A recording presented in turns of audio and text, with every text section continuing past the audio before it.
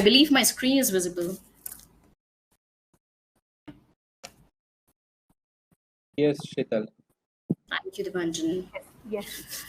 Okay, so when we say making agriculture lucrative as well as sustainable, I think it's interesting to understand what does sustainable agriculture or sustainable agriculture value chain means.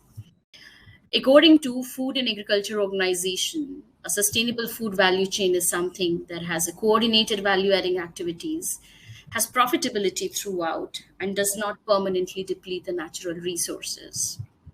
Now, interestingly, this definition is great, but let's look at some interesting number here. On the global front, we see agriculture sector contributes 25% of the greenhouse gas emission. It is responsible for child labor and deforestation and so on. And despite all this, a third of the food currently produced never reaches our plate, which means 1.3 billion tons of food goes waste, and it equates to 470 billion of economic loss. Now, if we come to the Indian context, on a global hunger index, India ranks way below than the other South Asian countries, be it Sri Lanka, Bangladesh, or Pakistan. Wheat, that is a staple food of India, but look at the number 20 million tons of wheat goes wasted. And look at the number of people who goes hungry to sleep every night. And also, if you look at a report that is being published by Food and Agriculture Organization, it clearly brings out that the 40% of food that goes wasted is due to the faulty agriculture supply chain. So before we move ahead, let me quickly introduce you to Better World Initiative. I'm a part of this program. It's a CSR program of Genpact in India. It's a flagship CSR program that we run. It started in 2016, and the intent of this program to bring the best practices from the corporate sector to drive sustainable transformation in the nonprofit sector. In the last 8 years, this program has worked with more than 100 nonprofit partners, impacted more than 17 million lives through our 174 social consulting projects. And today on this platform, along with our partners, Pradhan and Water, we wanted to bring out some of the successful business practices that has really worked in the space of agriculture supply chain. We brought some of the best practices from the Genpact business when it comes to the supply chain. So we want to bring those learning and experiences on this platform. And when we say supply chain, when we say agriculture supply chain, I think some of the interesting things that we really understand, the globally population is continuously growing, the climate is changing. And that's where there is a dire need for us to look into the current production practices, how we improve the global supply chain, and how do we really look at cutting on the costs, cutting on the wastages, cutting on the losses. So the people who are suffering from hunger, at the end of the day, they have food on their plate. So without taking much time here, I would like to introduce our first speaker of the session. We have Mr. Sandeep Jadhav. He brings 3 decades of an experience working with the nonprofits and the government agencies. His expertise lies in watershed development, rural advancement, and effective organization building. He is currently director at Watershed Organization Trust, based out of Pune. I welcome you, Sandeep. And we have our second speaker, Mr. Dibanjan Ghatak. He has masters in rural development.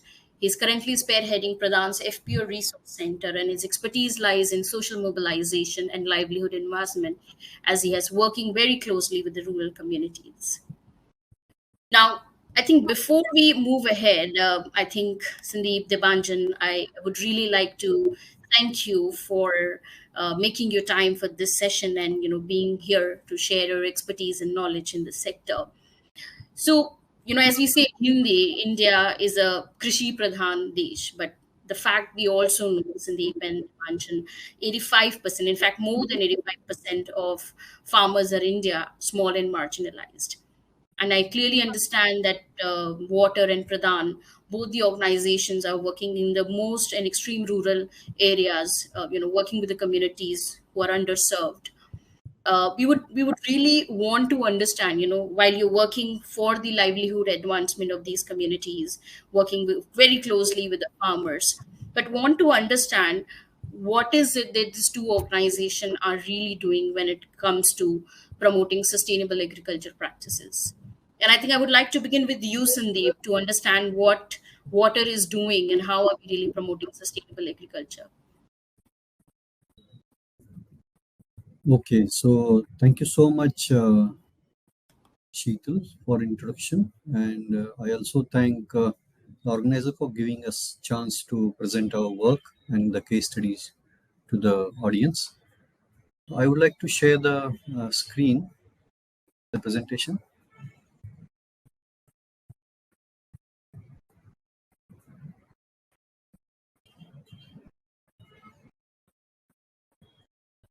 Can you see my screen? Yes, Sandeep, it's visible. Yeah.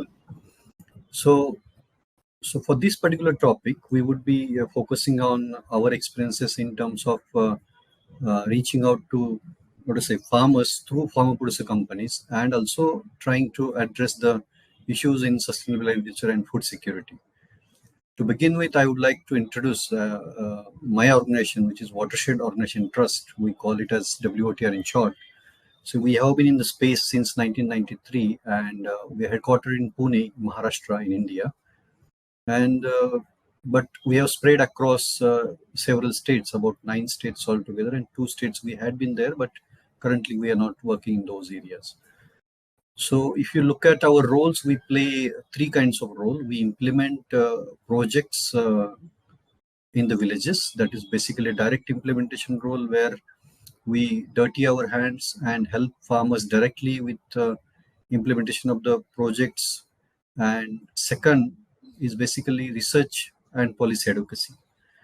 See, we believe that we don't implement for the sake of implementation. We believe that the implementation is a trial uh, ground where we learn several things, create pedagogies and practices and case studies, and we actually try to learn from it for ourselves and also for the policymakers, so that we feed into the policy the experiences that we have got from the implementation. And thirdly, it's also to very important that whatever we have learned has to be like extended to other parties in the development sector. That includes government, corporates, the other NGOs, and anybody and everybody from the world who is interested in the development space. So that is the third role that we play: training and capacity building, wherein uh, we have trained several millions of people so far. So as a result, we have impacted about 10 states, 59 districts, and more than 4,100 community have been impacted so far. The outreach has been 4.43 million in last 30 years. And if you look at our interventions, which are quite holistic, when we take up a cluster of villages or basically a village, we look at the problems from holistic angle, and that is why the activities and interventions are also holistic. And central point, as we all know, is land and water management. That's the bigger issue that rural areas are facing right now: the land quality, soil quality, and water availability and water access, equitable access. These are the issues. So on that, we try to promote integrated watershed development, water governance, and water stewardship, which also includes water budgeting part of it, wherein we need to focus on really equitable distribution of water, and as well as sustainable use of the water resources. Apart from that, ecosystems and biodiversity conservation is one issue that we tackle through land and water management. The second important part, once we have got resources in hand, how do we make our agriculture climate smart or climate resilient? And under that, we have got productivity enhancement activities, soil health management activities, water efficient agriculture practices, and most importantly, in the era of now climate variations and changes happening around the farming community, the agrometeorology becomes a very crucial part, wherein we need to support farmers in terms of advanced information and advisories with regard to meteorological events that probably are cropping up, and also with regard to its effect on the farming or cropping systems. Market linkage is also a critical issue, because whatever you do and then your products produce is out, and then there's a market which plays a lot to ensure the income for the farmers. So farmer producer organizations or companies is a main stay in our interventions right now. Apart from that, we have got sustainable livelihood as one of the big thematic.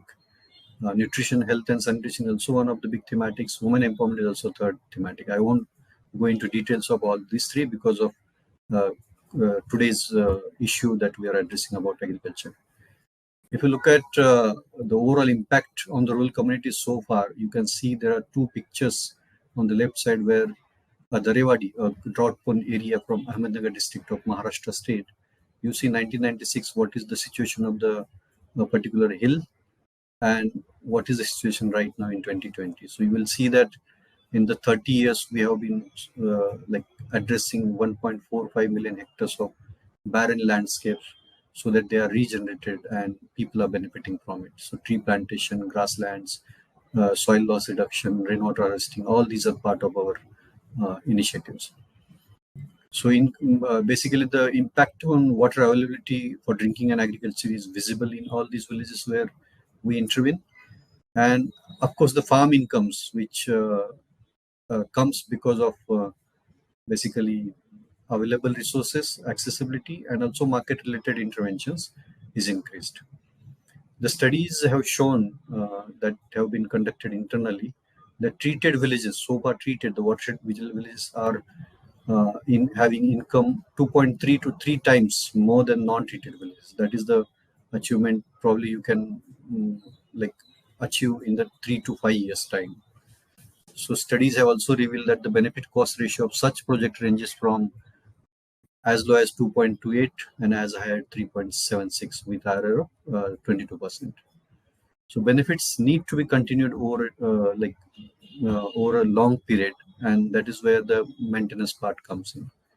I think I'll stop here with regard to my organization. Sheetal.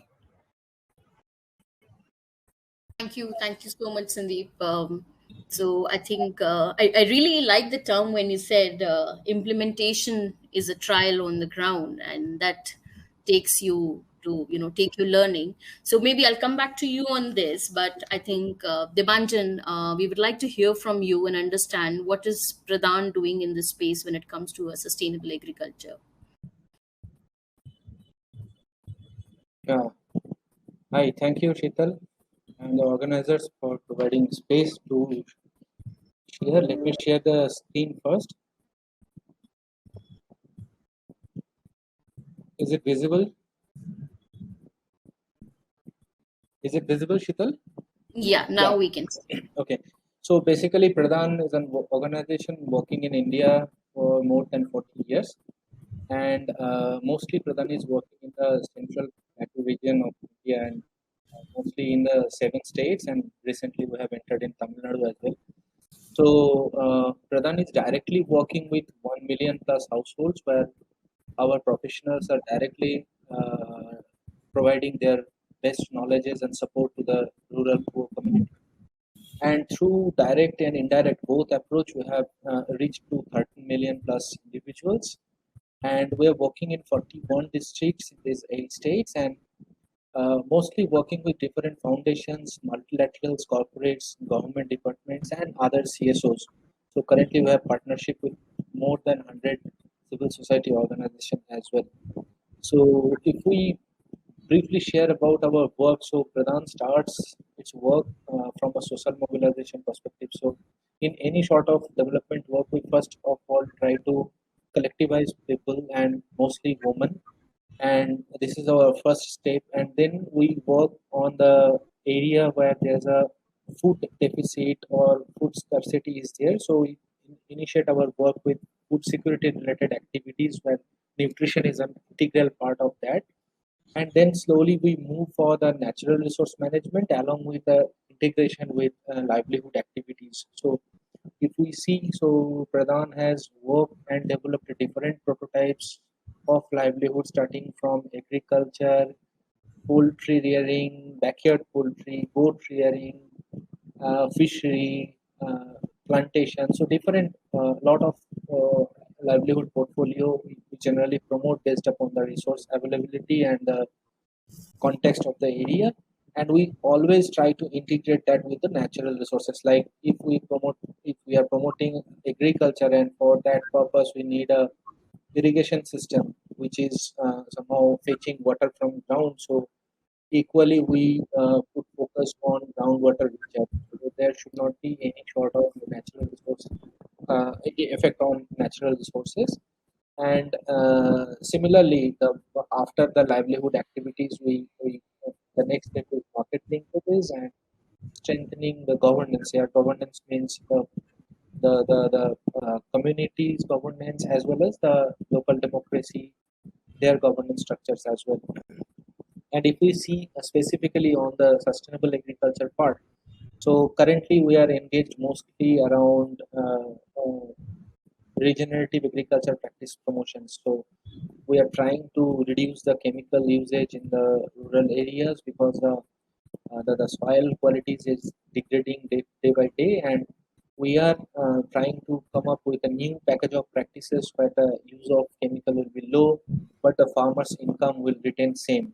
So these sort of new package of practices, along with that the activities with soil. So that is why we are trying to say the regenerative agriculture practices. So micro inoculants, so properly management of these microbial activities to improve the soil organic carbon. So usage of more and more composts and different other organic fertilizers.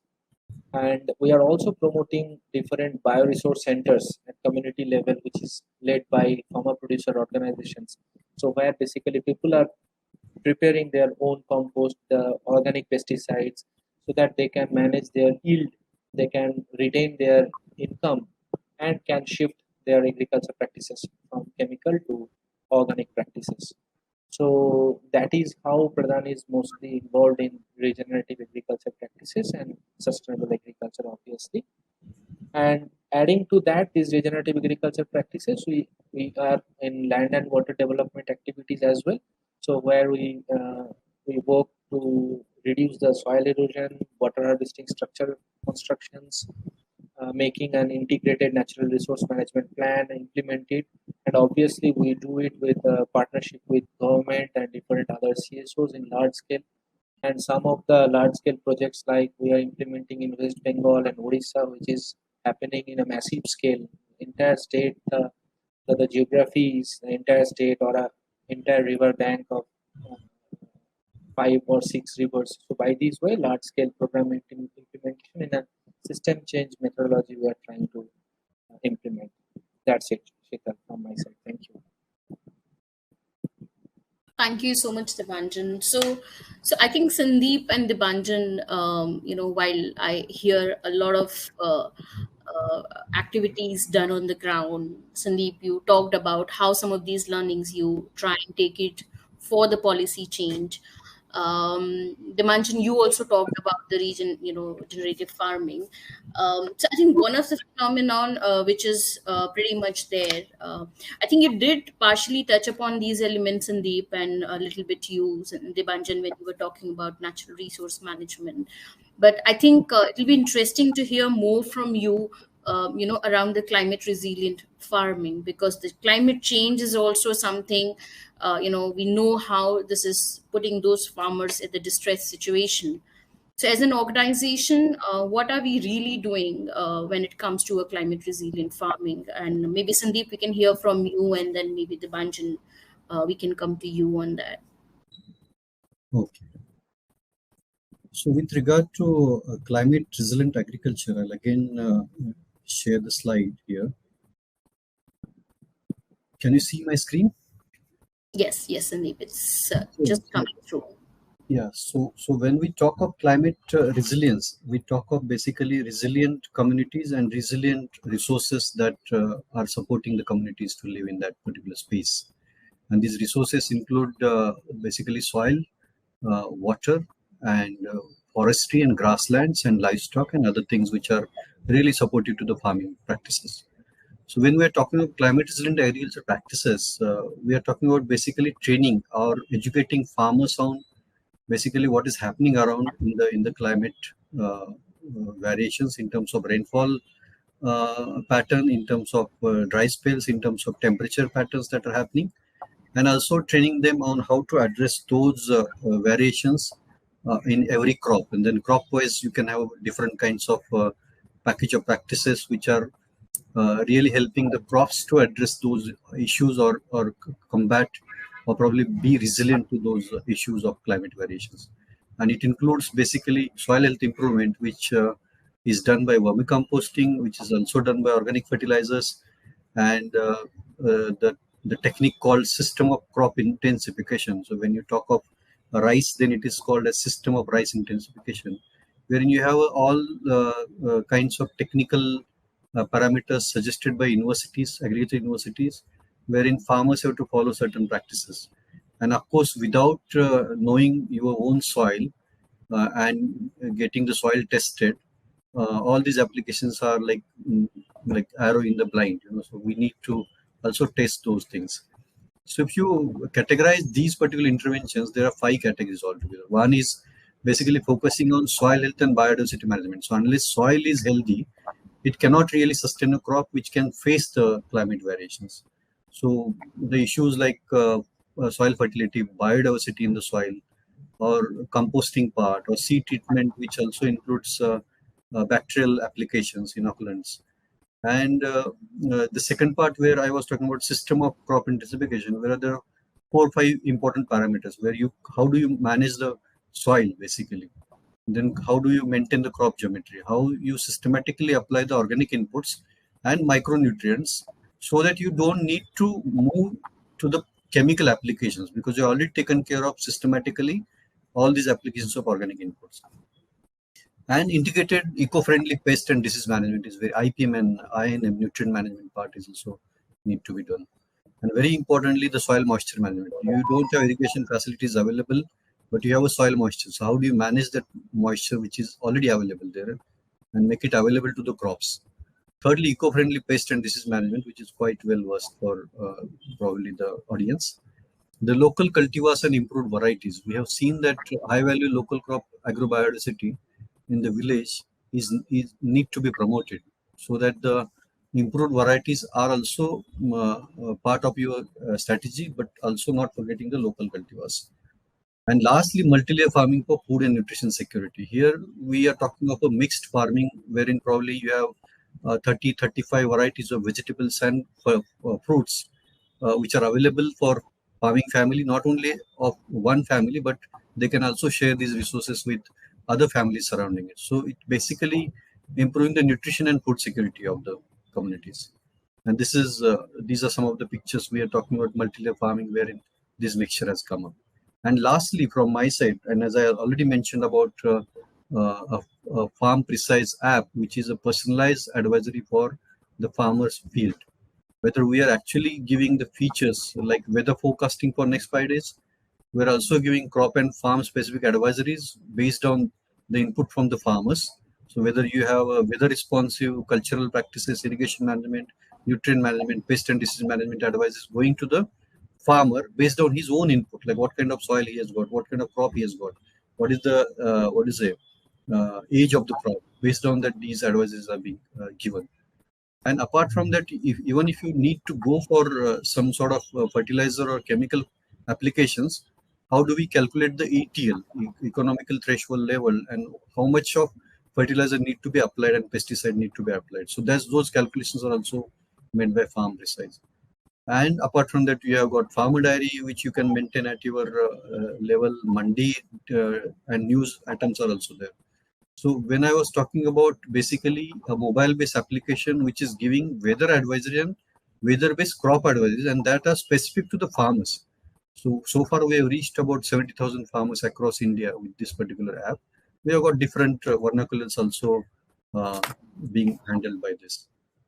So I will stop here, Sheetal. Thanks, Sandeep. So, Sandeep, when you were presenting the thoughts that were coming to my mind, you did talk about the crop intensification and some of these, things that can really help farmers to sort of fight against the changes that is happening in the climate. But at the other hand, we also understand, working with these communities and introducing something which is very new. And this is like, as a farmer, probably it's taking like a risk for my land, whether should I go for it or not. How do you think this kind of an adoption, water as an organization is trying to drive within the communities? Because you might have a lot of solutions working, in the ecosystem, that eventually the farmer needs to use it. And how do you bring that, some of these things where you're talking about the crop intensification or, similar solution like this? So the risk involved in this is probably the production decline because of changing the or reducing the chemical applications for some time. But we have undertaken a study on certain kind of applications, like combination of applications. Like we had done four different plots wherein chemical applications are being done on one plot, purely chemical, and there are farmer practices which are traditional practices. Then third thing is where you are bringing in this what do you say, integrated farming system model, wherein you have a IPM INM practices that includes biological as well as chemical applications. And lastly, the purely organic, wherein you don't use chemical at all. You know that these are the four cases we did, and we actually studied for 2 to 3 years on farmers field. Actually, our research team did this, and we found that the most economical and beneficial part, wherein you have minimum risk of losing productivity, but also saving what do you say, input cost, and by that way you increase the income, the net income for the farmer, is basically this integrated farming system. And when we also studied the recommendations from the universities like Mahatma Phule Krishi Vidyapit Rauri, they are also pushing for IFS systems, integrated farming systems. Actually, this takes care of the critical care of the crops, which probably might completely fail if you are not using chemical applications.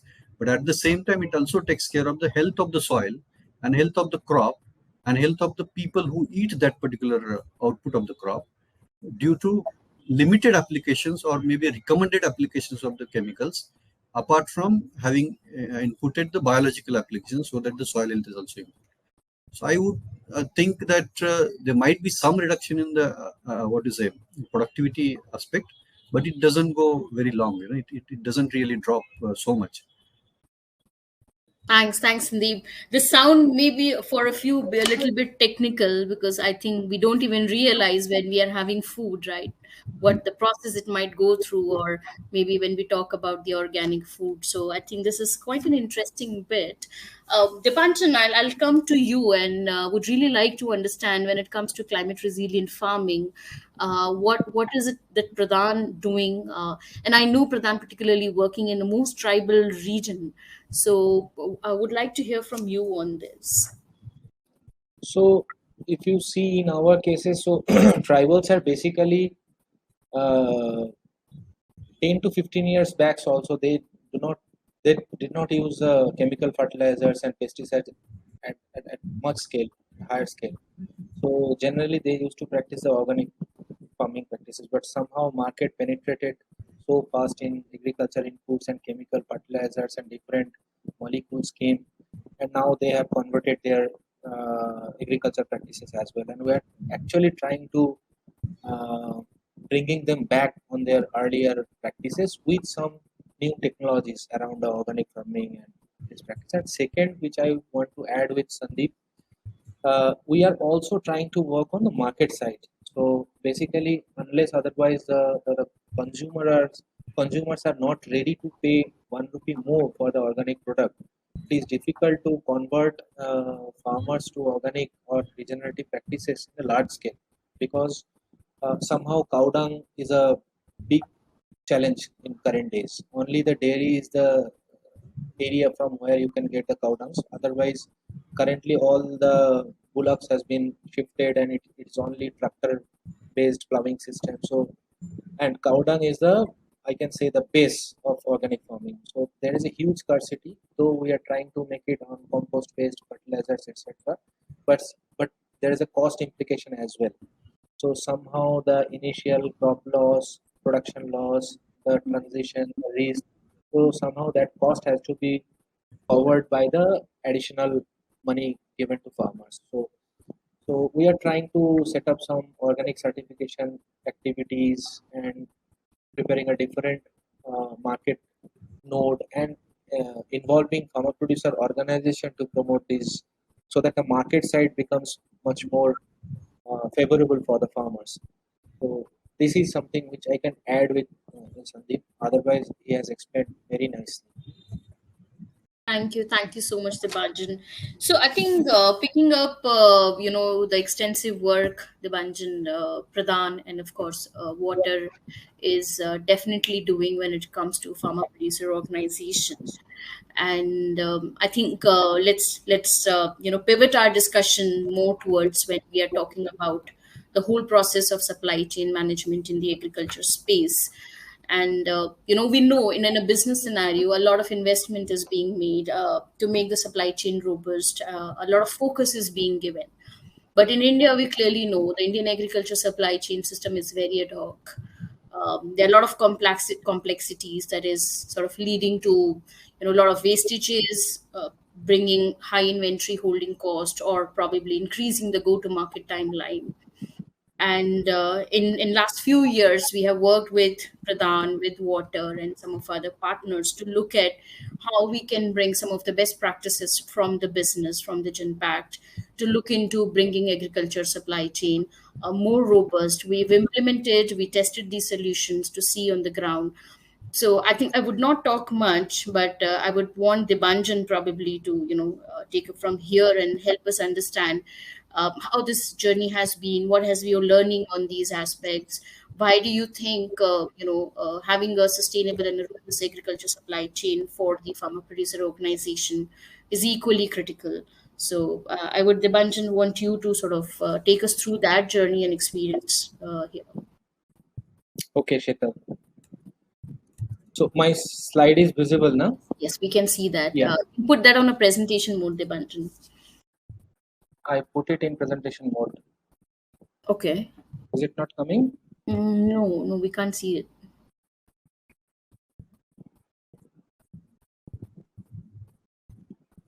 Is it okay now? I think you can continue, Dibanjan. Okay. So basically, if we try to understand the challenges of small farmers and their collectives, FPOs, so basically there is a huge level of uncertainty on the production side as well as in market side. So rate fluctuations and the production volume fluctuations. This is a big challenge, particularly for small farmers and their FPOs. And the lower level of risk taking ability and the capital investment which is required is much less for them. Similarly, there is a huge gap in the access to market informations. So this is another point where that they are lagging behind. And obviously, we are promoting farmer producer organizations, but establishing a good system around different functions like procurement, market, finance, HR. So these are inventory. So these are some of the area where generally we as a promoter also struggles, and the new promoted body, they also start struggling because it is altogether an organization, a legal entity. So these systems are required where there's huge gaps are there, and lack of knowledge obviously at different scales, starting from board of directors, their governance structure, management people, CEO, accountants, and finally very low penetration of digitalization as well as other technologies. So this is the basic challenges we can say, and the implications are something like that, a huge level of losses which you were also mentioning in your initial slides. So in case of agriculture inputs, whether it is chemical or organic, as well as in case of outputs, produces. So there is a huge losses. And if we track only the agriculture inputs, so it is around 5%. So the FPOs used to handle these 5% losses on a regular basis. Then there is a higher operating cost only because of lack of integration between the production supply system and the market demand side. So farmer do not know what rate is getting we can get from X market, and the market also do not know where the production is there. So there is a gap. So for that reason, a huge cost implication is there, and there is an uncertainty around quality, and for that many deals with farmer producer organizations with market becomes a failure. There is a rate related issues, dissatisfaction of buyers, sellers. So these are some of the implications, and Also, we have observed some inter-FPO competition. So similar type of product from same geography are coming from 2-3 FPOs, and they are competing within themselves, and somehow the rates are getting down. So these are another level of challenges we see the implications only because of lack of planning, basically. And finally, there is a lack of systematic capacity building. So suppose one CEO has been groomed, now she or he has dropped and new CEO has joined.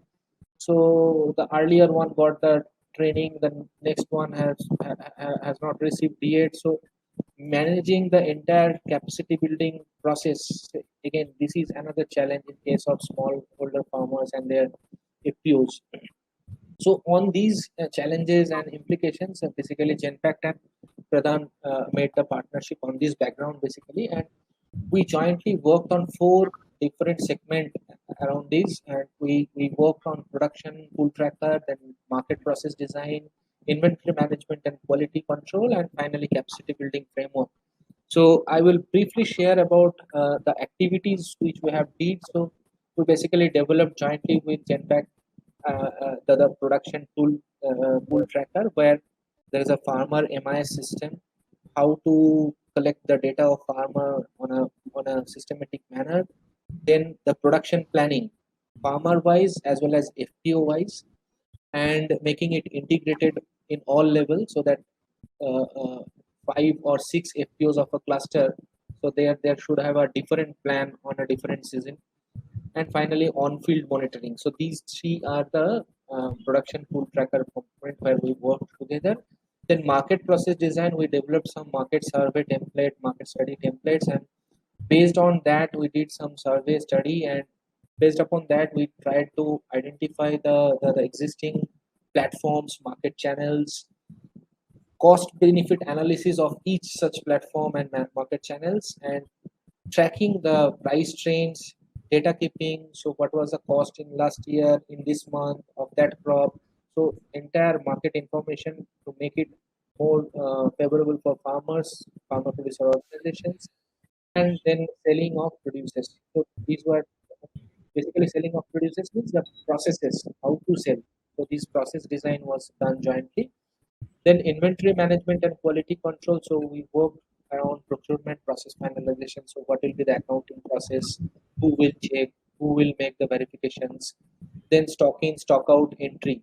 So these stock in, stock out entry must have some expiry date wise entry. The FIFO approach, first in, first out, so that the losses can be reduced drastically, and the quality control, obviously, so that the deals do not get disturbed.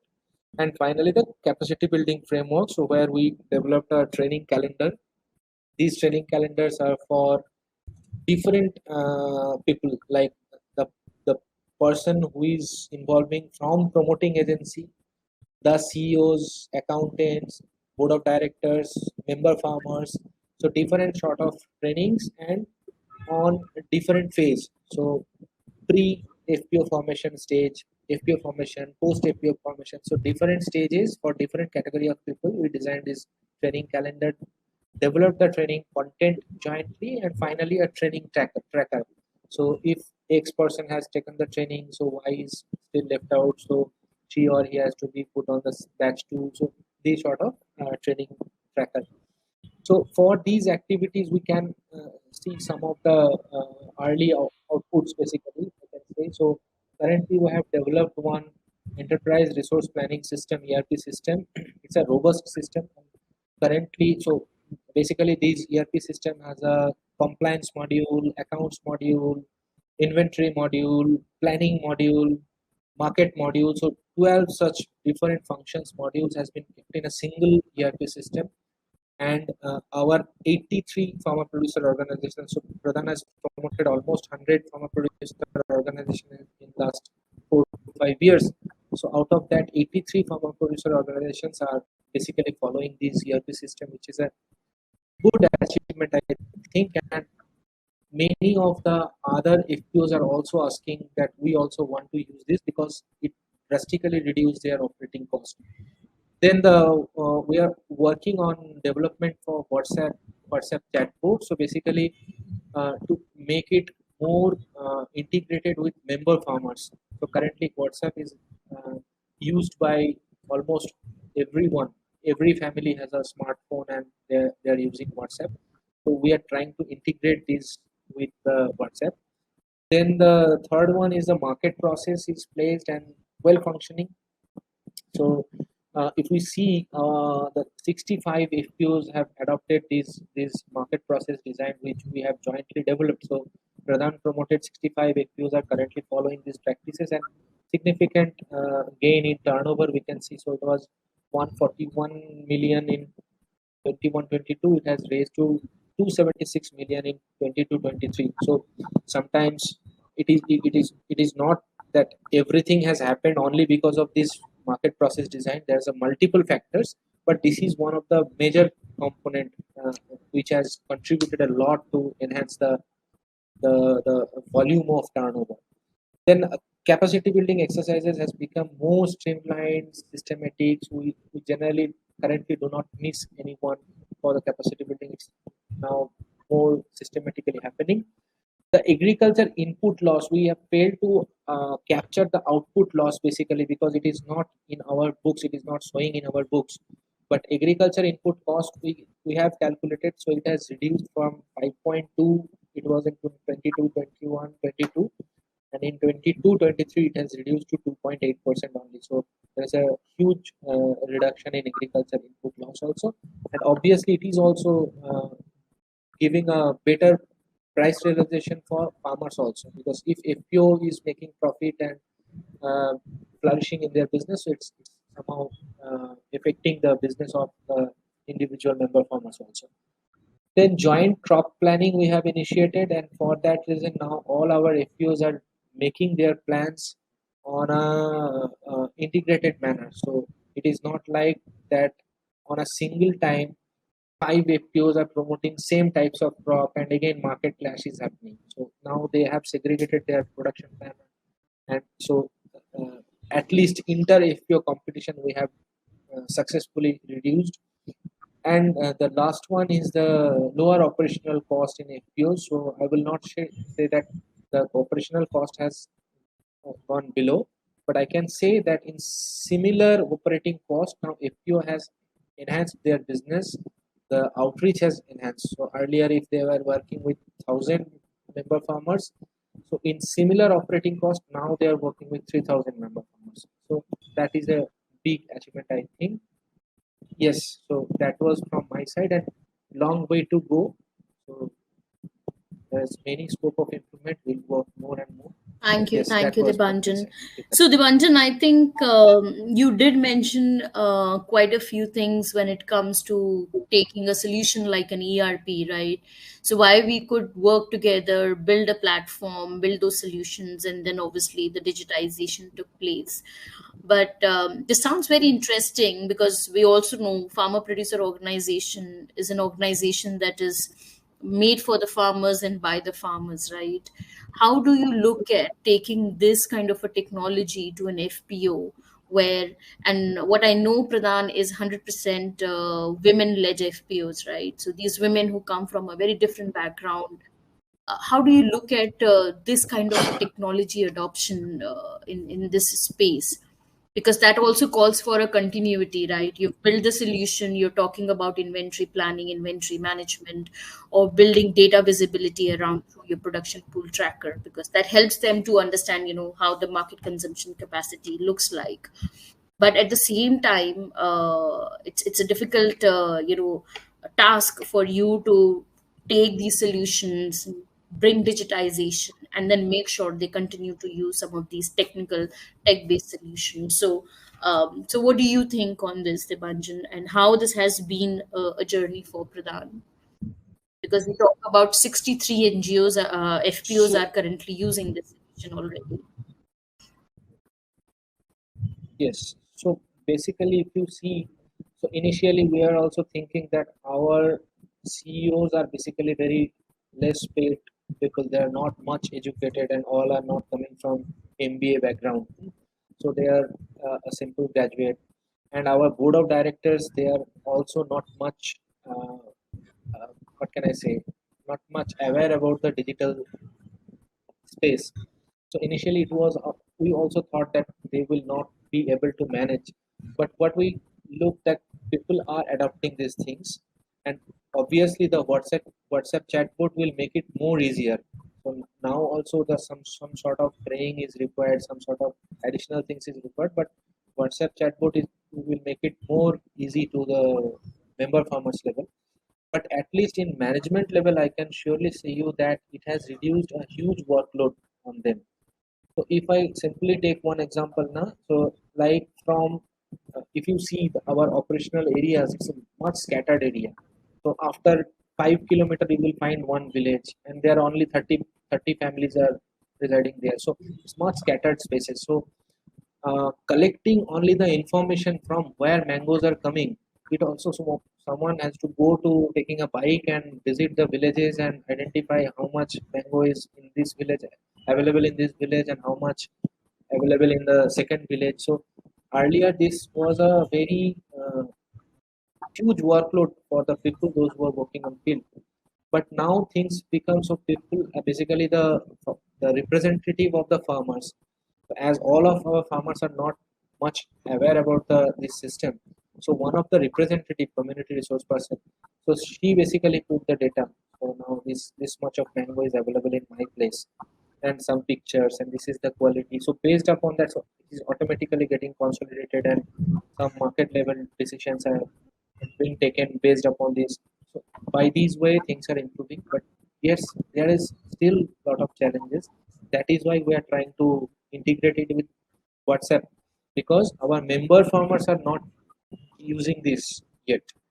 So still it's a I'm sure. challenge I'm for sure. I us. think the Yes. pathway has begun, right, Dipanchan, and I think ease of business, which you just talked about, right, how difficult it was. I'm sure that will give them a pathway to gradually adopt technology and take it forward. So I think this is an interesting bit. On that note, Sandeep, I would come to you and. I think we have worked on the similar, set of solutions, right, where we looked at how we can build the data visibility for the farmer producer organization, and at the same time, how we look at, mapping it to the market requirement. So I would want to understand, some of these solutions that water has implemented on the ground, how the experience has been, how are we doing with those, and how it has really helped water promoted farmer producer organization, and maybe some of the challenges and the learning in this journey. Yes. So Sheetal, as Debanjan has mentioned with regard to Pradhan's project with Genpact, similar project also was done with water and Genpact together. So wherein we were talking about supply chain visibility, the similar solutions like Devanjan was mentioning about production pull tracker and procurement cycle plans.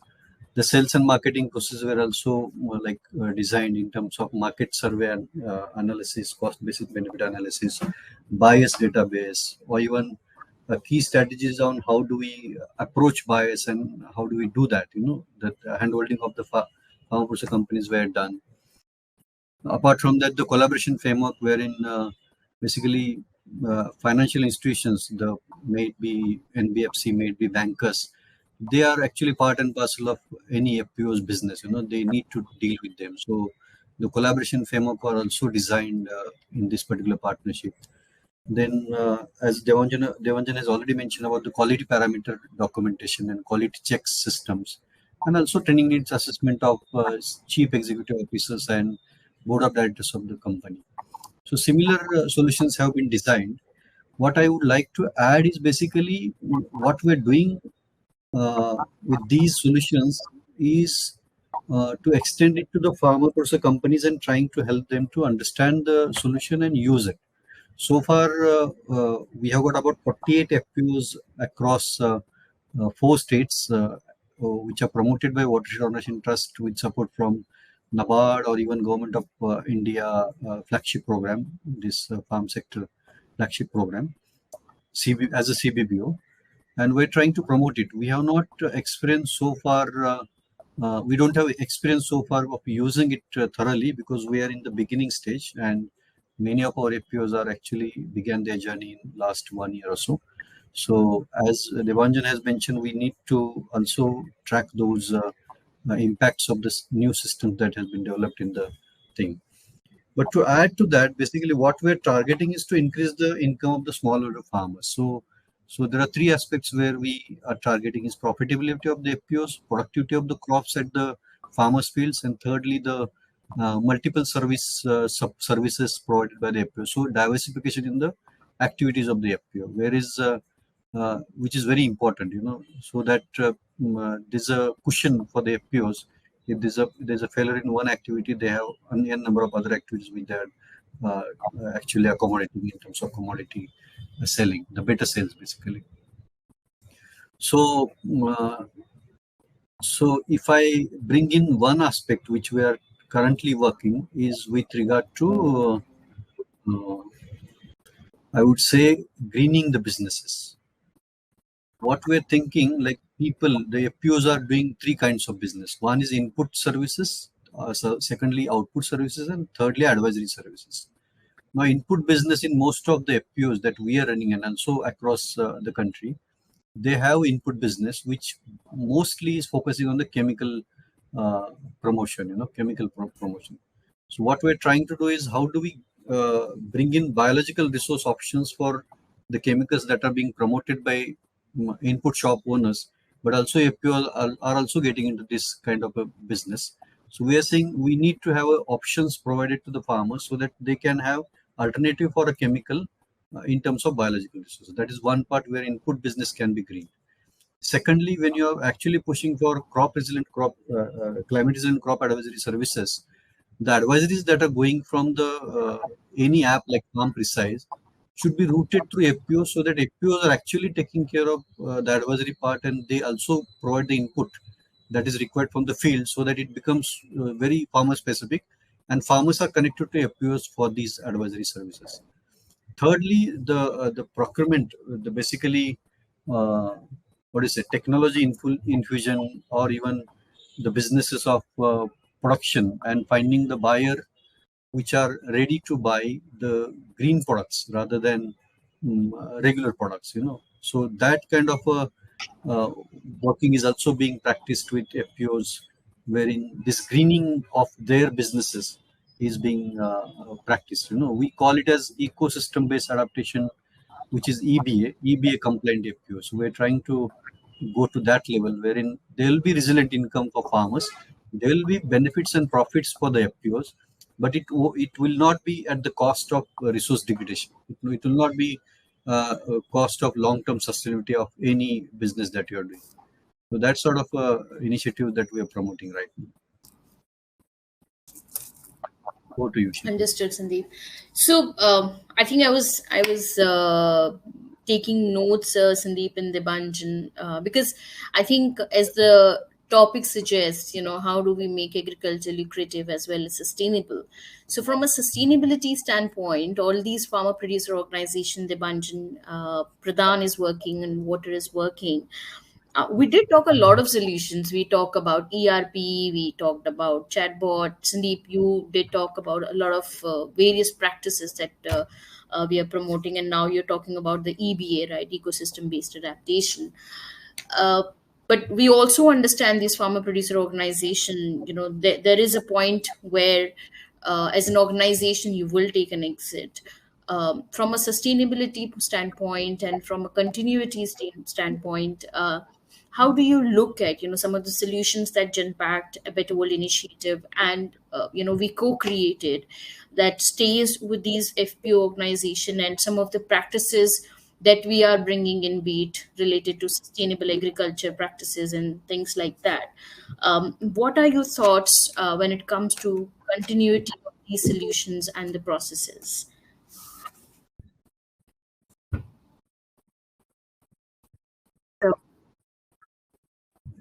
So I think Sheetal, so at the time of exiting from any sort of activities, so system requirement is basically the primary thing. No? So suppose we are working in a FPO, so FPO is highly dependent on Pradhan.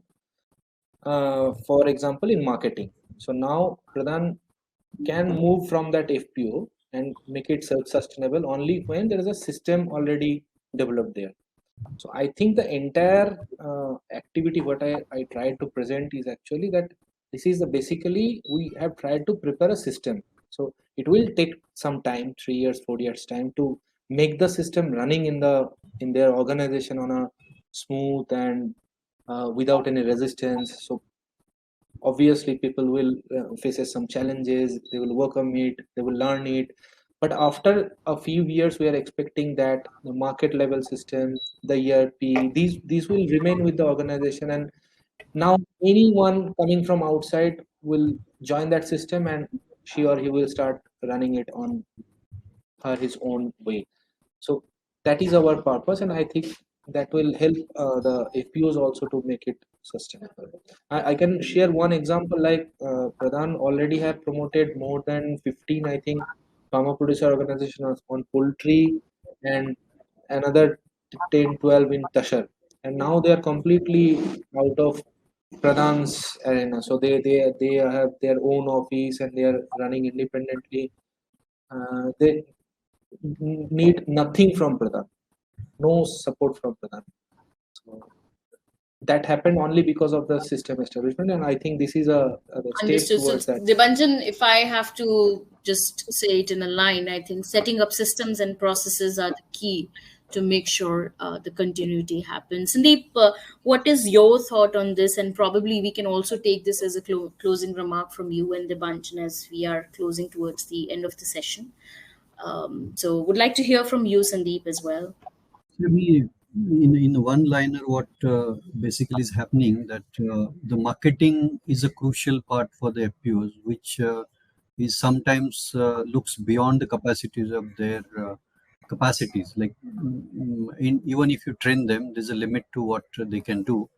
So what we are thinking, and also in line in executing it, is basically to have a federation of FPOs which are in the vicinity, probably in a district or in a region, so that they help each other, which Devajan has already mentioned about TASAR thing and other. So basically product-based federation of the FPOs, and they work for each other. They work for even assigning somebody as a company, a professional company, to undertake the marketing part of it. This is how I would look at from the continuity part from point of view. Understood, Sandeep. So I think again you're talking about a structure in place that continues to support these farmer producer organization, and that calls for these systems and processes to be in place. So I think we have come to an end to this session, and I think before I just sum up, any closing remarks, Sandeep, from you, Debanjan, you want to add anything? I think we have talked all the points that were required for this particular session. I would like to just thank the organizer for involving us, and looking forward for further collaborations. The participants can come to us, reach out to us if they require some support or some additional information. We are open to provide that. Thank you. Thanks, Sandeep. Yes, I will put a ditto. Thank you to all, and I will also be happy if someone needs any support. We will be ready to. Thank you, Dibanjan. Thanks, Sandeep. Thank you. So I think just to summarize, when we talk about agriculture supply chain in India, we clearly see farmer producer organization is something with what government of India is putting a lot of stress and then promoting it. But we also know the fact there are more than 5,000 FPOs in India, and probably more than 80% of these FPOs are very small, undercapitalized, and struggling. Hence, I think it becomes imperative for us to look into some of these supply chain systems and processes for these FPO. Through our learning, working with our partners like Pradhan, with Water, we've been able to consolidate all these solutions into an FPO toolkit, which we are going to introduce very soon. The idea is to take our learnings and experience to the larger ecosystem, so it can benefit everyone. So that's the idea. But thank you so much for having us. Thank you, Anupama. Thank you. Namaste.